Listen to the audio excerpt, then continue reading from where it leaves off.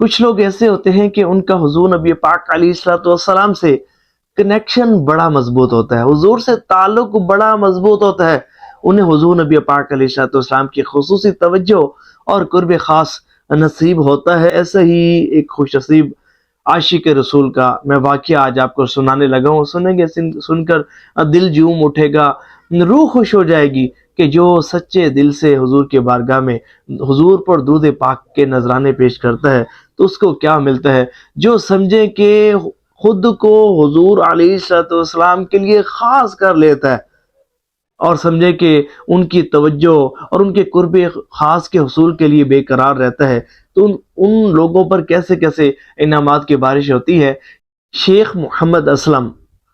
یہ اسلامی مبلغ ہیں اور ان کا فیس بک پیج ہے اور اس میں کثرت کے ساتھ مواجہ شریف کی پکچرز یہ شیئر کرتے رہتے ہیں، بڑی خوبصورت پکچرز ہوتی ہیں، پرومیننٹ ہوتی ہیں اور دیکھ کر مزہ آ جاتا ہے۔ میں ان کی فیس بک پیج میں نے فالو کیا ہوا ہے، تو میں دیکھ رہا تھا کہ ایک سٹوری انہوں نے شیئر کی۔ یہ کہتے ہیں، شیخ محمد اسلم صاحب کہتے ہیں کہ ایک مرتبہ نا میں مدینہ شریف گیا، وہاں میں نے ایک ایکسٹریملی عجیب پرسن کو میں نے دیکھا۔ میں جانتا ہوں ایک ایسے ایکسٹریملی عجیب پرسن کو کہ جس کا محبوب مشغلہ حضور نبی پاک علیہ السلام کی مقدس بارگاہ میں حاضری ہوتا تھا، کہ جب دیکھو وہ حضور علیہ السلام کی مقدس بارگاہ میں حاضر ہیں، وہ مواجہ شریف کے سامنے حاضر ہیں اور کثرت سے درود پاک کے نذرانے وہ حضور کی بارگاہ میں پیش کر رہے ہیں۔ کہتے ہیں کہ میرے دل میں ان کی ملاقات کا شوق پیدا ہوا، تو کہتے ہیں کہ ایک مرتبہ نا میں ان بابا جی کے پاس چلا گیا اور بابا جی سے پوچھا کہ بابا جی آپ کہاں سے آپ کا تعلق ہے، کیا کرتے ہیں، کچھ اپنے متعلق آپ بتائیے۔ تو وہ بابا جی فرمانے لگے، کہتے ہیں کہ میں کئی سال پہلے پاکستان چھوڑ آیا تھا، اور یہ نہیں کہ میں یہاں کوئی بزنس کرنے آیا ہوں یہاں کوئی میری تجارت ہے، نہیں، میرا جو بھی کاروبار تھا، جو بھی میرے سورس آف انکم تھی، یہ جو بھی میرے سمجھے کہ بزنس کے ذرائع تھے، میں نے سب کو ختم کیا اور سمجھے کہ سب کچھ چھوڑ چھاڑ کر یہاں حضور علیہ السلام کے مقدس بارگاہ میں حاضر ہوا، اس لیے کہ بس فقط مجھے حضور نبی پاک علیہ السلام کا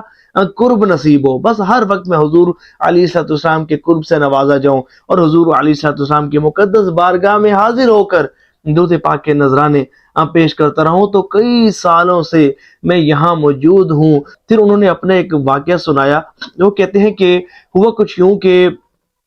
ایک مرتبہ نا مجھے پاکستان سے، میرے گھر سے ایک کال آئی اور وہ بڑی ایمرجنسی کال تھی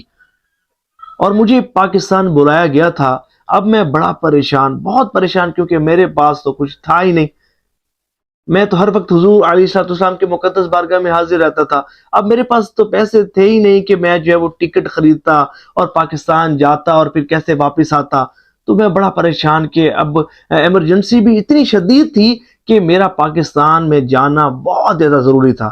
پھر میں نے کیا کیا، میں اپنے حضور نبی پاک علیہ السلام کی مقدس بارگاہ میں حاضر ہوا، وہی میرے حضور کے جن سے میں والیانہ عشق و محبت کیا کرتا تھا، کہ جن کے لیے میں اپنا سب کچھ، کاروبار، گھر بار، سب کچھ چھوڑ کر آیا تھا، فقط اس لیے کہ میں حضور کی بارگاہ میں حاضر رہوں گا۔ تو میں اپنے انہی حضور نبی پاک علیہ السلام کی مقدس بارگاہ میں حاضر ہوا، عرض کیا، یا رسول اللہ صلی اللہ علیہ وآلہ وسلم،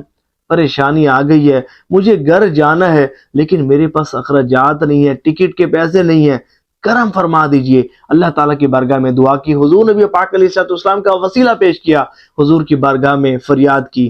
کہتے ہیں کہ کچھ گھنٹوں بعد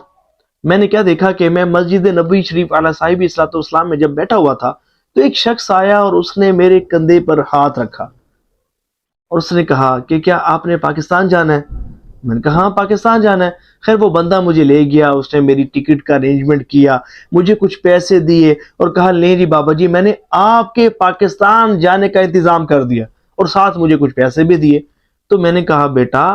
میں نے تو آپ کو کہا بھی نہیں، اور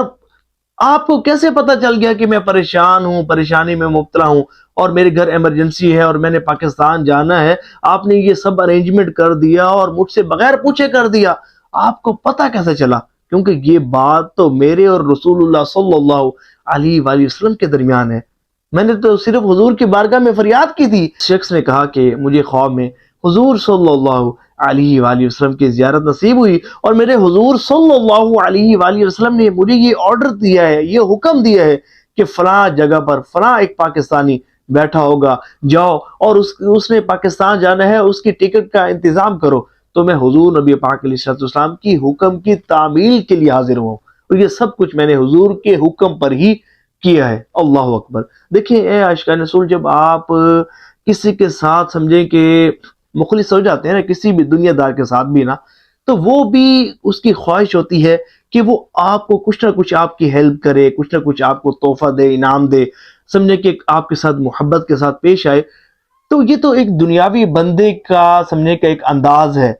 لیکن آپ یہ دیکھیں کہ وہ نبی پاک علیہ السلام کے جو اپنے امتیوں سے بہت زیادہ محبت فرماتے ہیں،